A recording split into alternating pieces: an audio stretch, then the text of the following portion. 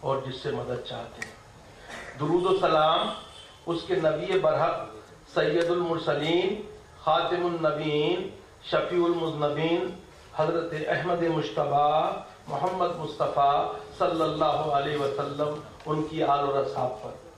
قابل صد احترام صدر علی قدر، بزرگوں اور دوستوں، میں سب سے پہلے معافی چاہتا ہوں دیر میں آنے کی، لیکن آپ کو معلوم ہے کہ کل مردم شماری کا آخری دن ہے اور مجھے مردم شماری کے خانے میں اپنا اور اپنے خاندان کا اندراج کرانا تھا، اور چونکہ میں بیچ میں ایک ہفتے سے نہیں تھا یہاں پر، ایران تھا، تو وہ لوگ آئے ہوئے تھے اور وہ ساری تفصیلات، اور اس کی وجہ سے مجھے دیر ہوئی، میں معافی چاہتا ہوں۔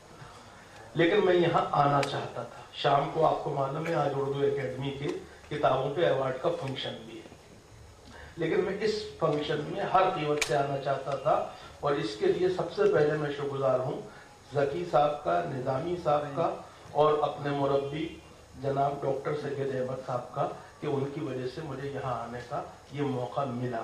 اور یہاں آنے کی وجہ یہ تھی کہ مائکرو فائننس کے نام سے جو کام کے میں نے نجیب آباد کا تو نہیں دیکھا، نام سنا ہے، لیکن ان کے جو بینیفیشریز ہیں، جن لوگوں کو ان سے فائدہ پہنچا ہے، ان سے میں ملا ہوں۔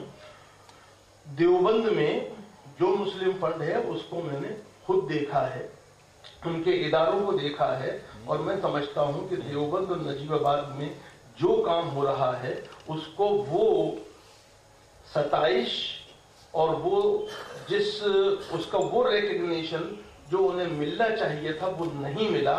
میرا فرض تھا کہ میں آؤں اور کم سے کم جو ایک فرد کفایہ کے طور پہ اس بات کو ضرور کہوں کہ یہ کام غیر معمولی طور پہ آپ کر رہے ہیں، اور اس کے لیے امت ہمیشہ آپ کے لیے سراپا سپاس رہے گی، اگرچہ اس کو ابھی اس کا احساس پوری طرح نہیں۔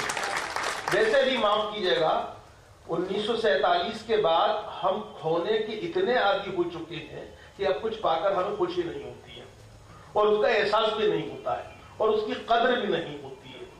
تو قوموں کا جب یہ مزاج بن جائے تو ظاہری بات ہے، آج 50 سال یہ گولڈن جوبلی ایئر ہے مسلم فنڈ دیوبند کا، اور آپ اگر غور کریں تو اس وقت تقریباً 35 سال ہو گئے نجیب آباد کے مسلم فنڈ کو، اور اس بیچ میں اگر یہ کام انہوں نے بنگلہ دیش میں کیا ہوتا تو محمد یونس سے زیادہ مائکرو فائننس میں ان کا دنیا میں نام ہوا ہوتا۔ ایک چیز جو اس میں گزارش کروں گا بڑے ادب کے ساتھ اور معافی کے ساتھ، وہ یہ کہ ضرورت اس بات کی ہے کہ خواتین جو ہیں ان کا نیٹ ورکنگ ہونی چاہیے، کیونکہ مائکرو فائننس سے اگر ایمانداری سے کوئی فائدہ اٹھا سکتا ہے، اس کو آگے بڑھا سکتا ہے، ہمارے افلاس اور دل اندر کو دور کر سکتا ہے، اپنے بچوں کی تعلیم پہ توجہ دے سکتا ہے، تو وہ مرد نہیں ہیں بلکہ ہماری خواتین ہیں، اور ہمیں ان کو مضبوط کرنے کے لیے، معاشی طور پر ان کو طاقتور بنانے کے لیے ان دونوں تنظیموں کا استعمال کرنا چاہیے۔ یہ بہت ضروری بات ہے، اور اس کے لیے ایک منظم منصوبہ بندی ہونی چاہیے۔ میں یہ بات اس لیے عرض کر رہا ہوں کہ معاف کیجیے گا، 0.5% آبادی اگر کسی سماجی گروہ کی الگ رکھی جائے گی تو وہ گروہ کبھی ترقی نہیں کر سکتا، اور مسلمانوں کو دو چیزیں کبھی زیب نہیں دیتی۔ معافی کے ساتھ میرے بزرگ بیٹھے، ان کی اجازت سے میں یہ بات کرنا چاہتا ہوں۔ ایک تو عورتوں کو نظر انداز کرنا۔ اسلام دنیا کا پہلا مذہب ہے، اور جناب رسالت مآب صلی اللہ علیہ وسلم انسانی تاریخ کی وہ پہلی شخصیت ہیں جنہوں نے ویمن ایمپاورمنٹ کے ہر پہلو کو مضبوط کیا۔ آپ اکنامک ایمپاورمنٹ کی بات کر لیں، اسلامی تاریخ میں سیدہ خدیجہ رضی اللہ تعالی عنہ اکنامک ایمپاورمنٹ کی سب سے بڑی سمبل ہے۔ آپ غور کیجئے، مکے کی اتنی بڑی ایکسپورٹر امپورٹر، آپ کہہ سکتے ہیں نبی کریم علیہ السلام کو محمد ابن عبداللہ کی صورت میں اپنے ٹریڈ ریپریزنٹیٹیو کے طور پر، جسے آج سیلز ایگزیکٹو بھی آپ کہتے ہیں، کس نے انگیج کیا تھا؟ انہی خاتون نے انگیج کیا تھا، اور اس کے بعد ان کے کردار، ان کی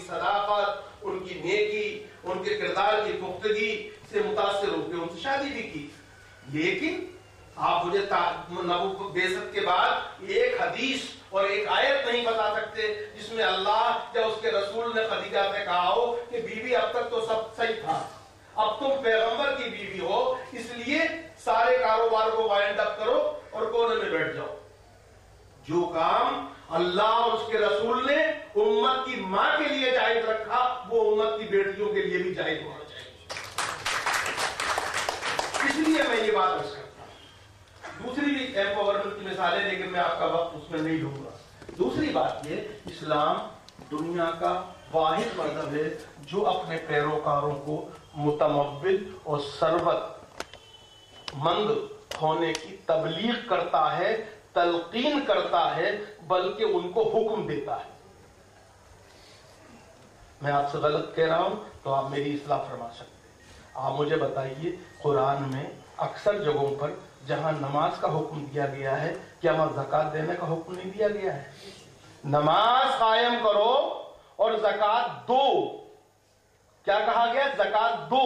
اور زکوٰۃ دینے والا سب سے غریب آدمی کون ہوگا؟ جس کے پاس 7.5 تولے سونا یا 52.5 تولے چاندی یا اس کے مثل سیونگ جو ہے، بچت جو ہے، وہ سال بھر رہے۔ جی تو اللہ اور اس کا رسول آپ کو متمول اور ثروت مند بنانا چاہتے ہیں۔ آپ امت کو فقر کے دائرے میں کیا لا کر اس کو گلوریفائی کرنے کی کیوں کوشش کرتے ہیں؟ میری سمجھ میں یہ بات نہیں آتی۔ بعض لوگ امت سے جب باتیں کرتے ہیں تو کہتے ہیں اللہ کے رسول نے کہا الفقر فقری، مجھے اپنے فقر پہ فخر ہے، لیکن اس طرح سے وہ امت کو ایک دوسری راہ پر ڈال دیتے ہیں، جبکہ ہمیں نہیں بھولنا چاہیے کہ اللہ کے رسول صلی اللہ علیہ وسلم کا فقر اضطراری نہیں تھا، اختیاری تھا۔ آپ نے خود اس فقر کو اس لیے اختیار کیا تھا کہ بلو دی پاورٹی لائن، خط افلاس سے سب سے نیچے جو آدمی ہو، جب کیا وہ ان کی طرف دیکھے تو اس میں انہیں اپنے لیے ایک آئیڈیل نظر آئے۔ محمد رسول اللہ صلی اللہ علیہ وسلم کا فقر مجبوری کا نہیں تھا، بلکہ آپ کی مرضی کا تھا۔ جی تو یہ وہ دوسری بات ہے، انہوں نے اپنے لیے جس چیز کو جائز رکھا، ہماری امت اور ہمارے صحابہ کرام رضوان اللہ تعالی علیہ مجمعین میں وہ لوگ بھی تھے جن کے ہاں سونا کلہاڑوں سے کاٹا جاتا تھا۔ اس لیے ہمیں امت کو تمول اور ثروت کی طرف لے جانے کے لیے اس کا مزاج بنانا چاہیے، اور فقر و فاقہ جو ہے اس کو آئیڈیل اور آدرش بنانے کی کوشش نہیں کرنی چاہیے۔ میں بڑے ادب سے یہ بات عرض کر رہا ہوں، اس لیے کہ اللہ کے رسول ہی وہ ہیں جنہوں نے کہا فقر کفر کی طرف لے جاتا ہے۔ اللہ کے رسول نے کہا ہے فقر کفر کی طرف لے جاتا ہے، اور دینے والا ہاتھ ہمیشہ اوپر ہوتا ہے نیچ لینے والے ہاتھ سے، اور تمہارا ہاتھ دینے والا ہاتھ ہونا چاہیے۔ جی تو جس نبی کی تعلیم یہ ہو، اور اسی مضمون کو جو فقر کفر کی طرف لے جاتا ہے، جوش ملیابادی جیسے شاعر نے 2 مصروں میں اسی مفہوم کو بڑی خوبصورتی سے بیان کیا ہے کہ افلاس کھینچتا ہے انسان کو یزداں کے قریب، افلاس کھینچتا ہے انسان کو یزداں کے قریب، اور کمبخت مسلسل رہے تو کافر کر دے۔ تو ہمیں اس بات پر غور کرنا چاہیے۔ میں سمجھتا ہوں مسلم فنڈ نجیب آباد ہو یا مسلم فنڈ دیوبند ہو، جتنے ان کے ادارے میں نے دیکھے ہیں، حسیب بھائی بیٹھے ہوئے ہیں، میرے نزدیک یہ محسن ملت ہیں۔ نجیب آباد فنڈ کے جو لوگ ہیں وہ ہمارے لیے مثالی لوگ ہیں۔ ہم ان کا جتنا بھی صادر ستکار کریں اور جتنا اعزاز کریں وہ کم ہے، ہمیں ان کا احسان مند ہونا چاہیے۔ اور یہ اس لیے بھی ضروری ہے کہ جو افراد اور جو قومیں اور جو سماجی گروہ اپنے محسنوں کو بھلاتے ہیں، اللہ ان پہ محسن اتارنا بند کر دیتا ہے۔ اللہ ہمیں اس دن سے بچائے۔ اس لیے میں سمجھتا ہوں کہ جو ادارہ سازی انہوں نے کی ہے اس کو اور آگے بڑھنا چاہیے۔ ابھی بات کہی گئی کہ ہم نے بہت ادارہ سازی بہت بڑے پیمانے پہ نہیں کی ہے۔ میں سمجھتا ہوں کہ آہستہ آہستہ ہی چلنا چاہیے اور مضبوط بنیادوں پہ چلنا چاہیے۔ میری نظر میں 3 ادارے قابل تقلید ہیں، مسلم فنڈ دیوبند، مسلم فنڈ نجیب آباد، اور ایک حیدرآباد کے طور بیت المال کا جو نمونہ ہے وہ بھی غیر معمولی ہے۔ اس کی بھی اسٹڈی ہونی چاہیے اور ہمیں ایک دوسرے کے ساتھ کوآرڈینیشن کرنا چاہیے۔ ان کا ایک احسان امت پہ یہ بھی ہے، ہمارے ابھی جو فاضل مقرر تھے چاولہ صاحب، سجدے صاحب بڑے پیارے انداز سے انہوں نے بہت وضاحت سے باتیں کہی ہیں. میں سمجھتا ہوں سود کی لعنت سے امت کو بچانا یہ خود اتنا بڑا کام ہے کہ جو یہ کرے گا اللہ کی تائید اس کے ساتھ ہو. اخلاص جو ہے وہ ضروری چیز ہے، اور ان کے یہاں اخلاص ہے، جب اتنے دن یہ کام آگے بھی بڑھ گیا اور آگے بڑھتا رہے گا.